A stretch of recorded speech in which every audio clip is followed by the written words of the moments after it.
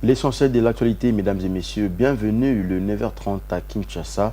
À la une de l'actualité, le président de la République démocratique du Congo, Félix Antoine Tshisekedi Tshilombo, a pris part le jeudi 31 octobre 2024 à la cérémonie officielle d'ouverture du 23e sommet de chefs d'État et des gouvernements du marché commun de l'Afrique orientale et australe, COMESA, à Bujumbura, au Burundi. Dans un discours inspirant, le chef de l'État a partagé sa vision d'une Afrique plus forte et prospère, fondée sur une intégration régionale accrue.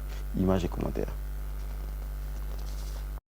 Ces sommets marquent un moment historique pour le COMESA qui célèbre cette année ses 30 ans d'existence. Pour le président Tshisekedi, cet anniversaire est l'occasion de renouveler l'engagement des pays membres envers la coopération économique et sociale dans un continent en quête de développement durable. Les discours du président congolais a mis en lumière l'importance d'une collaboration renforcée entre les nations africaines pour relever les défis contemporains, qu'il s'agisse de la sécurité, du commerce ou de l'adaptation au changement climatique. Sa vision pour le COMESA repose sur la conviction que cette organisation peut jouer un rôle crucial dans l'émergence économique de l'Afrique en facilitant les échanges commerciaux, en promouvant des projets d'infrastructures régionales et en soutenant les initiatives de paix et de sécurité. Ces sommets à Bujumbura rassemblent plusieurs dirigeants africains, des experts et des représentants d'organisations internationales, tous unis par le même objectif: explorer les pistes pour renforcer la coopération et encourager la croissance économique sur les continents. Le résultat de discussions et des décisions qui seront prises dans les jours à venir sont attendus avec impatience, car il pourrait donner un nouvel élan au développement de la région du COMESA et par extension de tous les continents africains. La présence du président Tshisekedi et son appel à l'action témoignent de l'engagement de la République démocratique du Congo à jouer un rôle clé dans les initiatives panafricaines et à promouvoir une vision d'une Afrique unie, prospère et résiliente.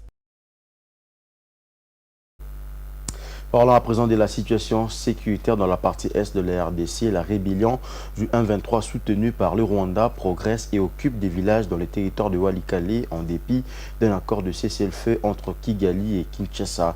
Lors d'une réunion du comité provincial de sécurité tenue le mercredi 30 octobre 2024, les autorités militaires du Nord Kivu ont accusé les Rwandais de violer le cessez-le-feu en vigueur depuis le 4 août 2024. Regardez.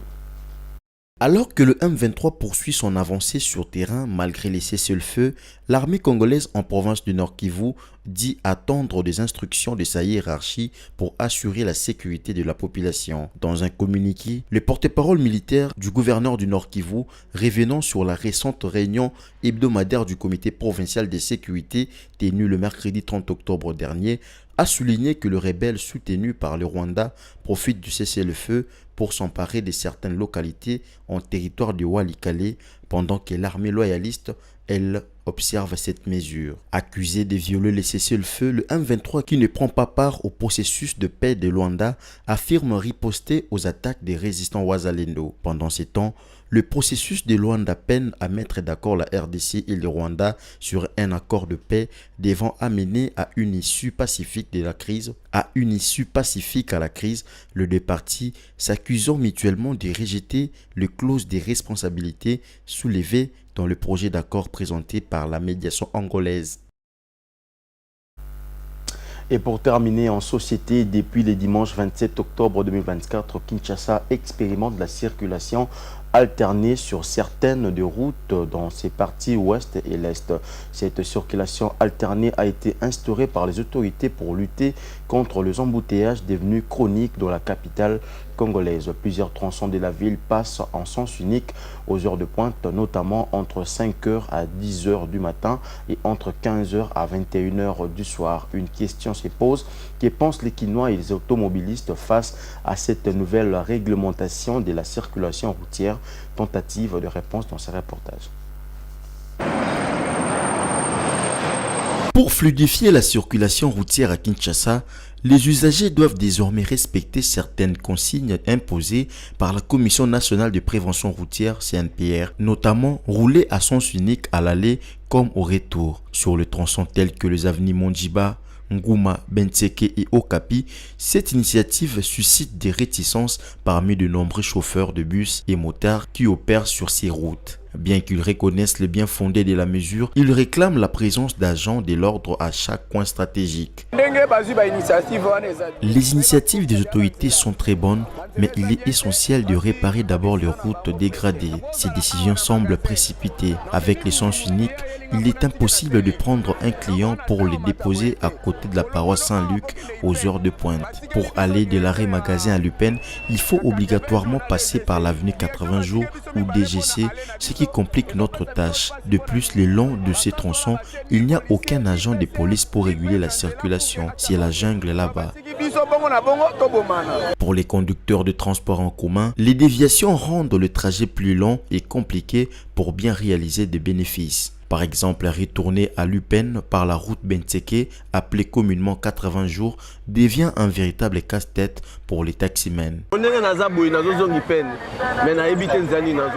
Moi, en principe, je vais à Lupin, mais je ne sais quelle route emprunter. C'est ma première course de la journée et depuis ce matin, je ne sais pas par où passer. On contourne sous le pont jusqu'à l'avenue Bentseke, surnommée 80 jours, et ça prend 2 heures pour arriver à Lupin. Le carburant coûte cher. Les conducteurs déplorent les embouteillages sur d'autres routes où la mesure d'essence unique n'est pas appliquée depuis le lancement de cette initiative. Au cours des 2 jours d'expérimentation, ils ont subi la rigueur de la loi et n'ont pas pu terminer leur course comme d'habitude. Pour un début, cette initiative n'est pas la bienvenue. Elle ne facilite pas notre travail. Je crains que le jour suivant soit pareil. Contrairement aux autres, les usagers de la route Kintambo-Magasin se montrent satisfaits de la nouvelle réglementation des circulations. Ils constatent une amélioration significative par rapport à l'ancienne réglementation.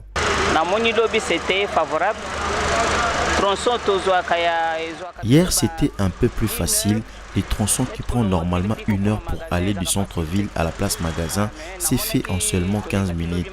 Nous avons rencontré un petit obstacle près de la Sonas en venant du Grand Marché, mais à part ça, tout a été fluide.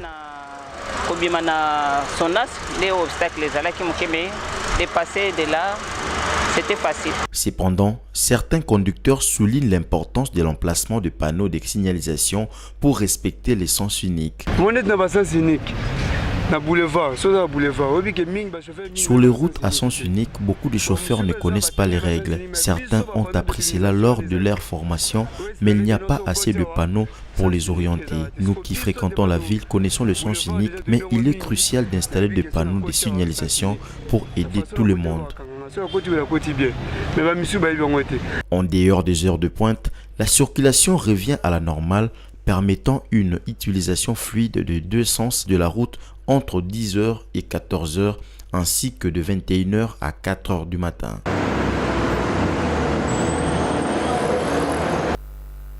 C'était là l'essentiel de l'actualité, mesdames et messieurs. Merci de l'avoir suivi. Bonne suite des programmes sur Monzico Télévision en notre compagnie. Au revoir.